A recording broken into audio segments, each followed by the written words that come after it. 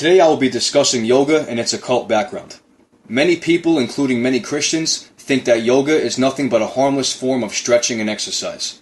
It is anything but that. Sadly, even professing Christians have bought into this lie.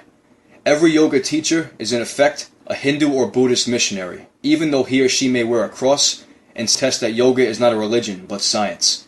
This is the most blatant of lies, yet it has been so widely proclaimed and believed that in America's public schools, beginning in kindergarten, and in almost every other area of society today, yoga and other forms of Hindu Buddhist occultism are taught and accepted as science. In contrast, Christianity has been thrown out of the schools and is being crowded out of every other area of life in Satan's attempt to mix religion with New Age science.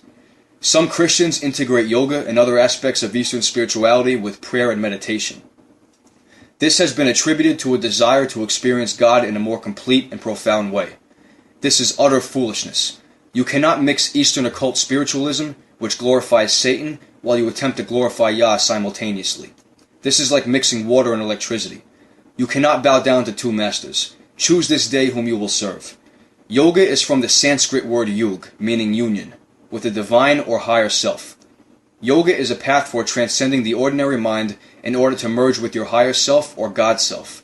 Yoga means to yoke with Brahman, the universal spirit, the impersonal force that the Hindus call God, via the realization of an altered state of consciousness, thereby theoretically releasing oneself from the bondage of endless reincarnation. Yoga comes from the Hindu Vedas. It can be traced back to Patanjali, who was a religious leader. Shiva, one of Hinduism's three most powerful gods, was known as the Destroyer. He's called Yogeshwara, or the Lord of Yoga. Yoga is clearly a New Age concept that is deeply religious and pantheistic in its origin.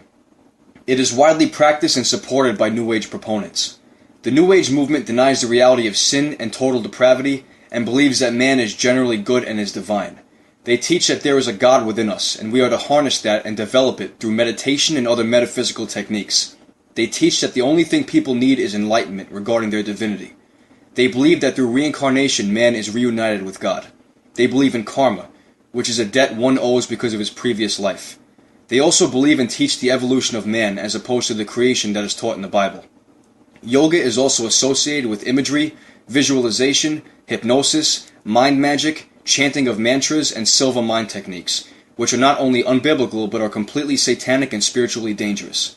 When practiced by professing believers, it allows an external demonic spiritual influence in our lives, which is inconsistent with and disallowed in the teachings of the Holy Scriptures.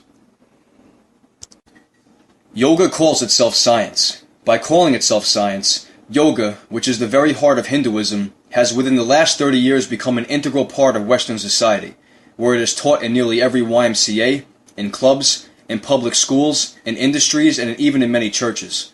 Dressed in Western clothing, yoga has gained acceptance in medicine, psychology, education, and religion under such euphemisms as centering, relaxation therapy, self-hypnosis, and creative visualization. Yoga is designed to lead to the realization of one's true godhood through an inward meditative journey that finally locates the ultimate source of everything within the human psyche. The goal of yoga is self-realization, to look deeply within what ought to be the temple of the one true God, and there to discover the alleged true self or higher self, and declare self to be God. Nothing could be more religious than that. Yet with straight faces, all of the yogis insist that practicing yoga will not change anyone's religious beliefs. This is the religion of Antichrist, and for the first time in history, it is being widely practiced throughout the Western world as transcendental meditation and other forms of yoga. Yoga is meant to awaken the Kundalini spirit within each practitioner, yoking them or making them one with Brahman. The Kundalini spirit is said to be a snake that is coiled around the base of the spine, and when it is awakened through yoga stretches, it is supposed to travel up the spine to the brain and awaken the third eye, or the pineal gland, of the individual. The Kundalini spirit is actually a demon, which can be obvious through its snake form.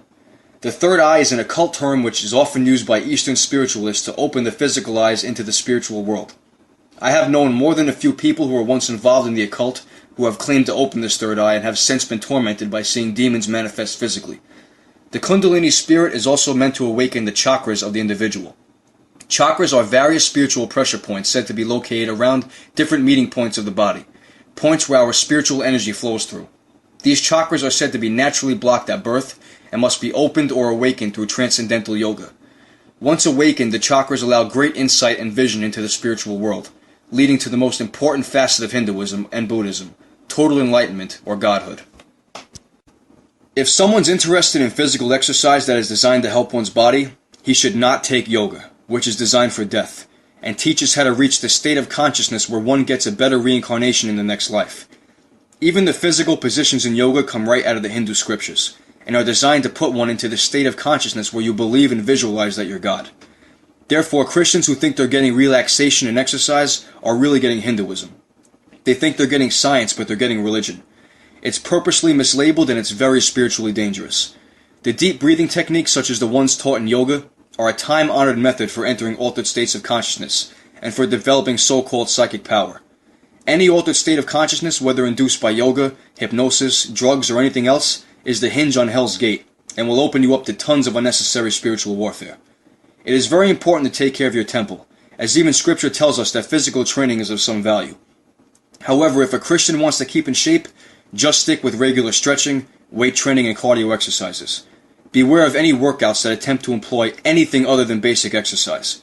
As soon as exercise mixes with spirituality, such as many forms of martial arts that employ harnessing your body's energy, also called chi, it immediately becomes demonic and dangerous. It's good to stay in shape physically, but it's much more important to stay in shape spiritually. Keep it simple, and most importantly, keep it spiritually safe.